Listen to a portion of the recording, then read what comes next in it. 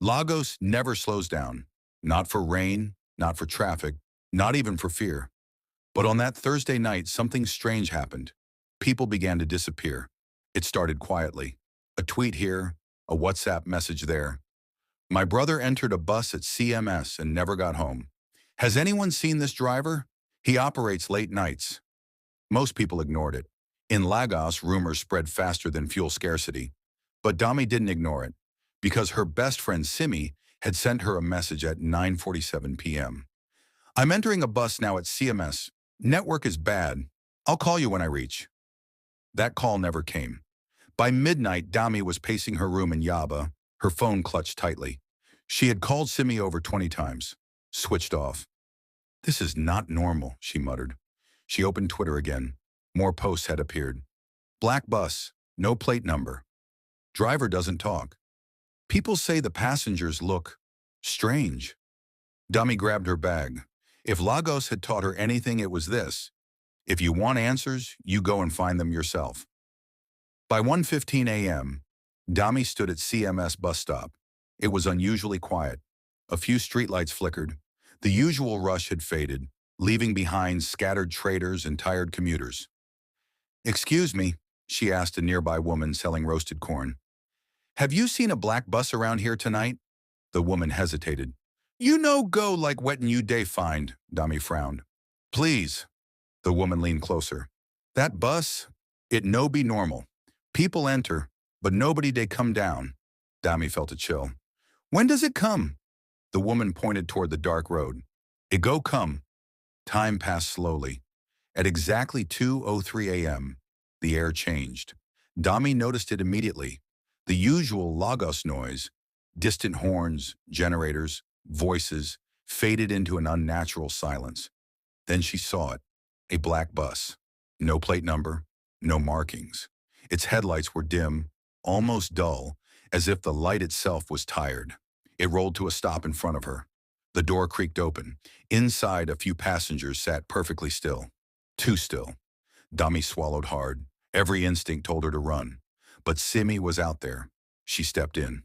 The door shut behind her with a sharp click. The bus moved instantly. No conductor, no shouting, no music, just silence. Dami looked around. The passengers stared ahead, expressionless. Their faces looked normal, but something was wrong. Their eyes, empty, like they were looking through everything instead of at it. Excuse me, Dami said, her voice shaking. Does this bus go to Yaba? No response. She turned to the driver. Sir? He didn't answer. He didn't even blink. That was when Dami noticed. His reflection was missing from the rearview mirror. Her heart slammed against her chest. This was not a normal bus. The street outside began to change. Dami pressed her face to the window. Lagos was fading. Buildings blurred into shadows. Streetlights stretched into long lines of light. The city she knew was slipping away, replaced by something unfamiliar. Stop the bus, she shouted. No response. Then her phone buzzed. She froze. It was a message from Simi. Don't speak, don't panic. They can hear you. Dami's fingers trembled as she typed back. Where are you? The reply came instantly. In the bus.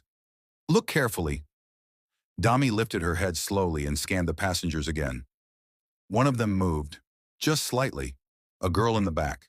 Her head tilted, and for a split second her empty eyes flickered. It was Simi. Dami's chest tightened. What is happening? She typed. Simi's reply. This bus takes people who are too distracted to notice they are leaving. Dami frowned. Leaving where? There was a long pause. Then, not Lagos. The bus slowed. Outside, the world had completely changed. No traffic, no buildings.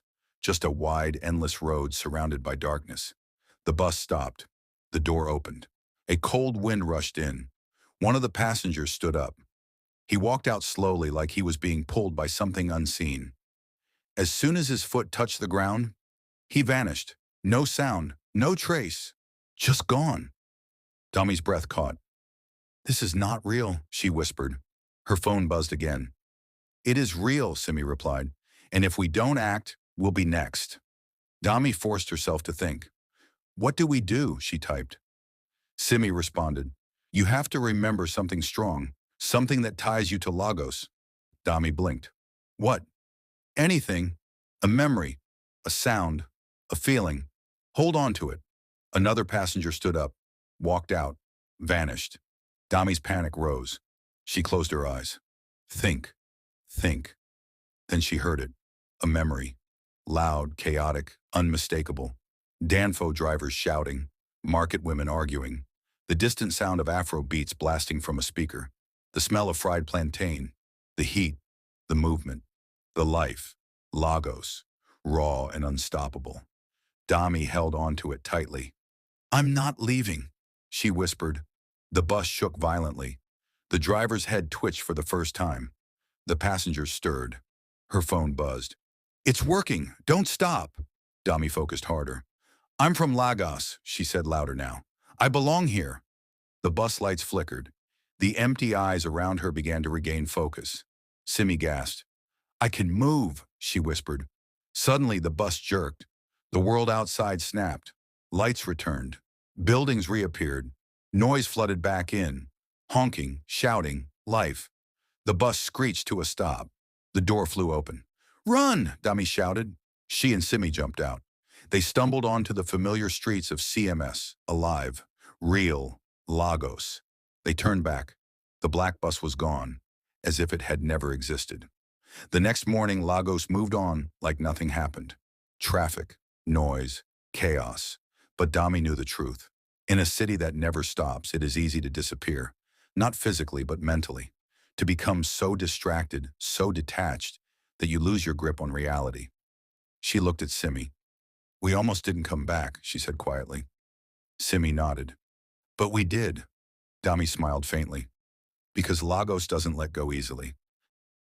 Don't forget to hit the subscribe button for more stories.